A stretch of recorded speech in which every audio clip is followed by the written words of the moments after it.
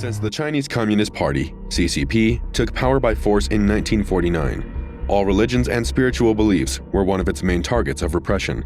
In its obsession to break with the faith-based tradition of the Chinese people and impose atheism, the CCP had no choice but to resort to violence, terror, and murder to achieve its goals. CCP persecutes righteous religions and beliefs, Christians in China forced into hiding. Catholicism is no exception, and for decades, the millions of Chinese faithful have had to endure the violence of the gigantic state apparatus of communism, obsessed with denigrating and oppressing religions, seeking to force citizens to distance themselves from the divine. We thought Melbourne's lockdown was harsh, but nowhere have lockdowns been as brutal as now in Shanghai, China's largest city. China's dictators insisted zero COVID because he's been boasting that dictatorships are better than democracies in locking down and beating this virus. And up to this point, it's worked. But now, and there's also got another problem, of course, China's own vaccines are weak and vaccination rates not good.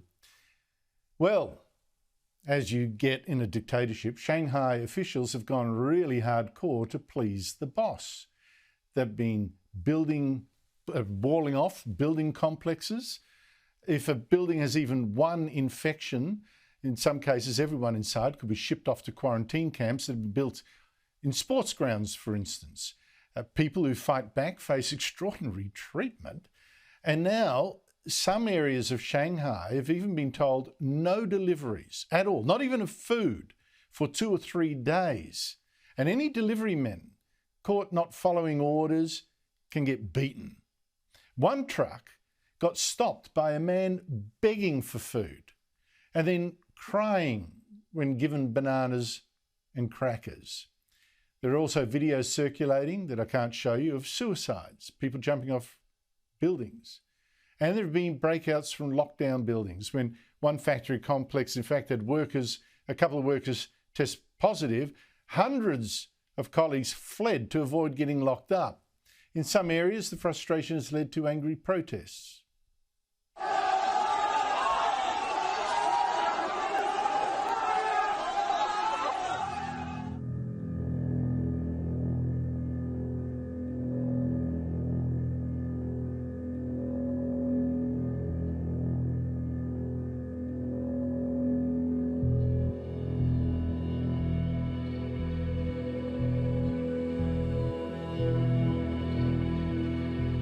Lockdown started for me on April 1st. It was supposed to be for 7 days, but now it's extended to the 21st day. But I wasn't really prepared for this long. I thought it was going to be maybe a week or 10 days. But now this feels like it's indefinite. We are not allowed to leave our building. 85栋和91栋全部封了，电网啊。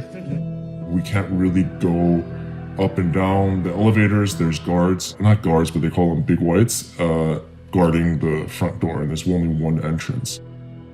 The day before lockdown, I was walking home and I visited a lot of these grocery stores and they were just slammed. Like there were empty shelves, there's lines coming out the door. People were just crazy running around to different supermarkets, wet markets to buy groceries. In the first 2 weeks, I would say it was super stressful about food because we weren't really sure what the situation was and we couldn't order food. I've never been in that experience where I was like fearing for hunger, trying to ration my food. Some people really didn't have enough food. I mean, I didn't have a lot of food to last this long, so I was really starting to worry as well. 领导，能不能听我们说一说？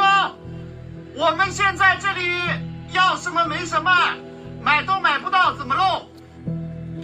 This process of getting tested every day is really bad. Most of the cases in our building now are spread through this testing.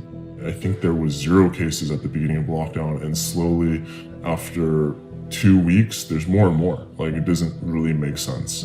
And the only way people are getting in contact with other people is through getting tested. This contradicts with the isolation policy. I have seen residents fight with the COVID protocol enforcers, these big whites, like old people, young people are just like, yo, you, right? Like, you guys are the ones spreading this. Why are we doing this every day? And you see this stuff online all the time, right? They probably take a lot of shit from everybody, but I think everyone's really stressed out, right?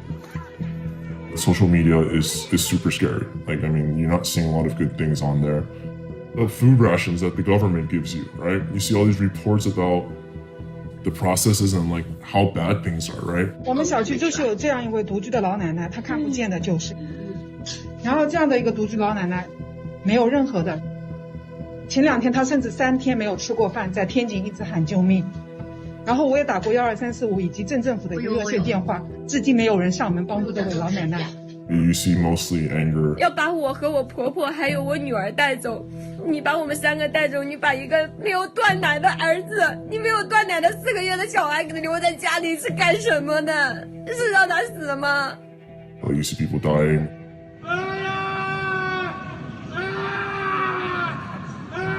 In the beginning, we saw a lot of suicide videos. It's crazy. I mean, you don't know if it's true or not. I mean, I think you kind of know it's true, but then you don't know how true it is. We have a lot of information, but the information is not always verified. They don't always have a ground. So I think we all have to be very careful when we make judgments based on the very fragmented information we receive. You see like these guys in hazmat suits just beating up people.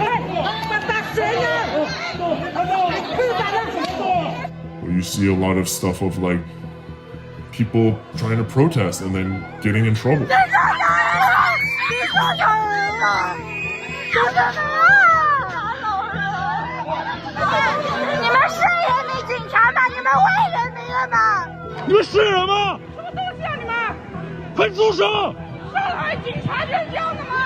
Government is trying its best to control the spread of, I guess, like speaking out, but it's gonna happen. Everyone isn't happy. There's 26 million people that are pissed off, right? And how can you stop everyone from being unhappy? 不是我们警察造成的，是整个历史。你们先进去，你们暴力讲啊！我暴力了没有？我没有暴力啊！刚刚有人暴力执法，不好意思，请问。保持冷静，跟你说，这不是我们警察造成，这是整个国际形势造成的。我刚刚你们再这样闹下去，我们中国没希望了，要跟美国打仗了，你知道吧？你们还是这样子，现在只有共产党能救中国了，跟你说。I think people can take a lot of shit. People can just, live in like bad circumstances. But when you make people hungry, when you force people to be stressed out, people will speak up. 这个来教，这个状态，这不行的，马上弄下去就出事情。